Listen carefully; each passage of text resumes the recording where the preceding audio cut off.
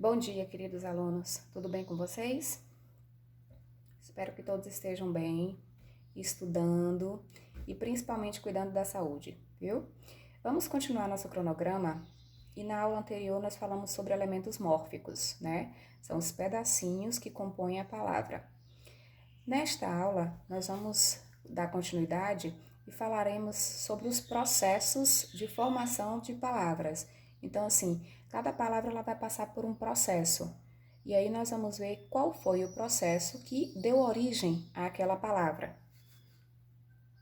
Quando eu falo em processo de formação de palavras, automaticamente eu vou lembrar que eu tenho dois desses processos que são principais: derivação e composição, certo?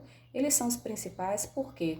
Porque são os mais utilizados. A partir deles que eu realmente consigo formar um número maior de palavras novas. Os outros processos serão abreviação, sigla, hibridismo, onomatopeia, estrangeirismo e palavras valise, certo? Eu sei que alguns vocês lembram porque nós já vimos anteriormente e outros talvez vocês não consigam lembrar as palavras, mas quando eu voltar para o conceito, todos vão relembrar. Vamos, na verdade, tentar aqui relembrar o que significa a palavra primitiva e o que significa a palavra derivada. E aí nós vamos voltar lá para quando estudamos substantivos, né?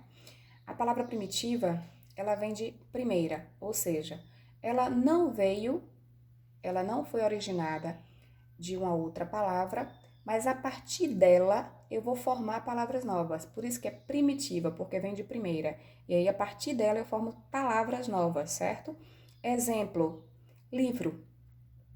Observem que livro é uma palavra que ela não foi originada, na verdade, originada de outra, mas a partir dela eu posso formar várias outras palavras, que serão as derivadas.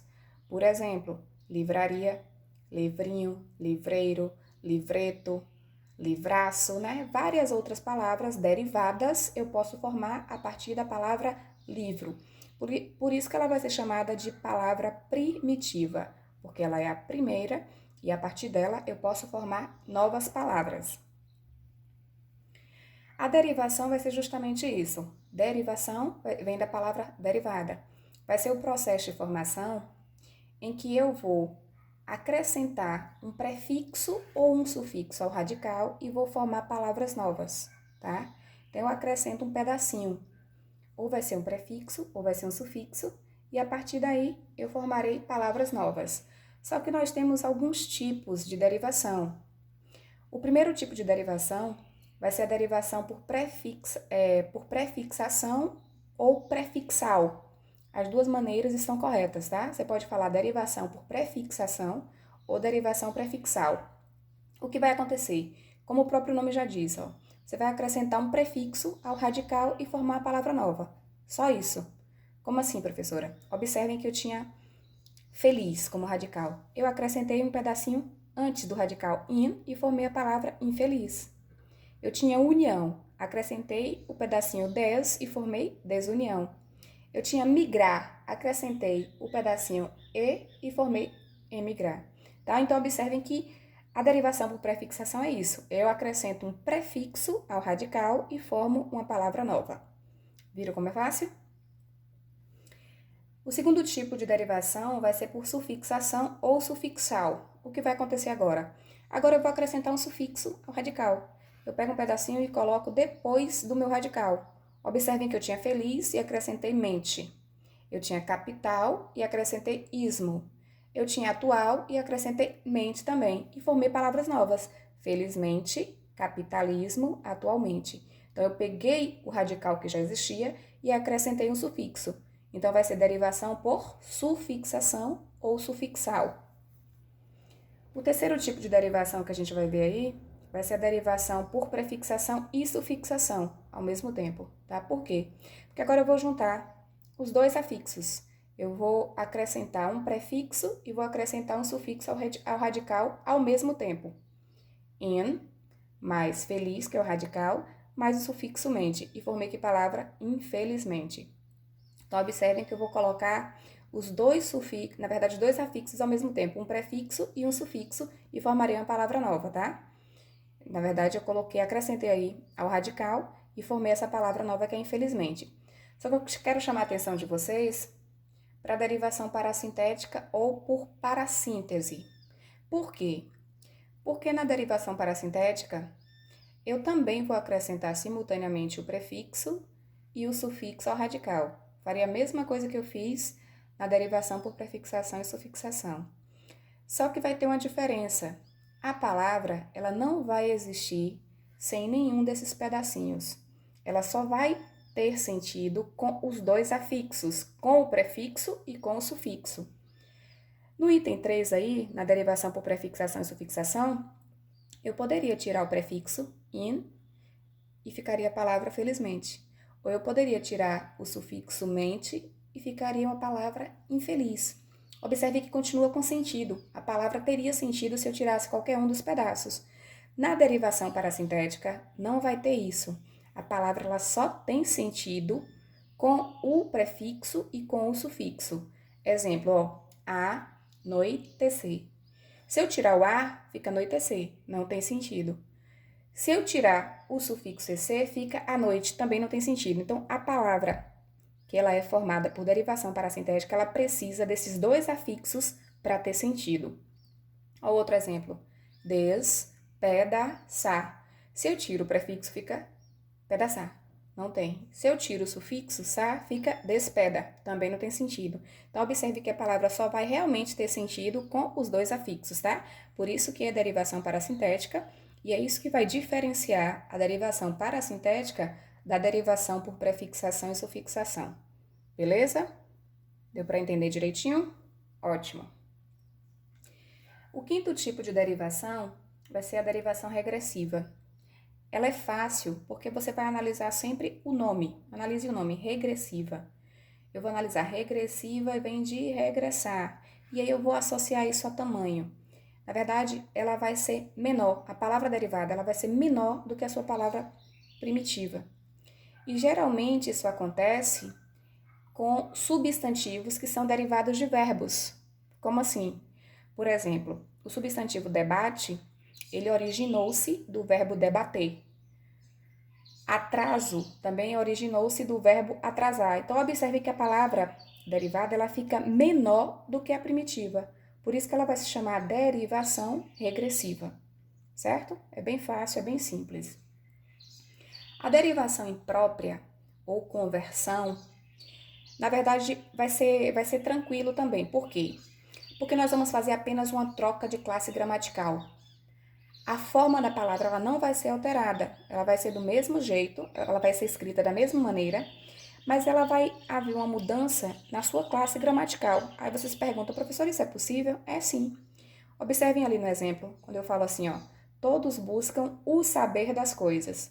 Automaticamente, eu sei que saber é verbo. Gramaticalmente, morfologicamente falando, seria um verbo.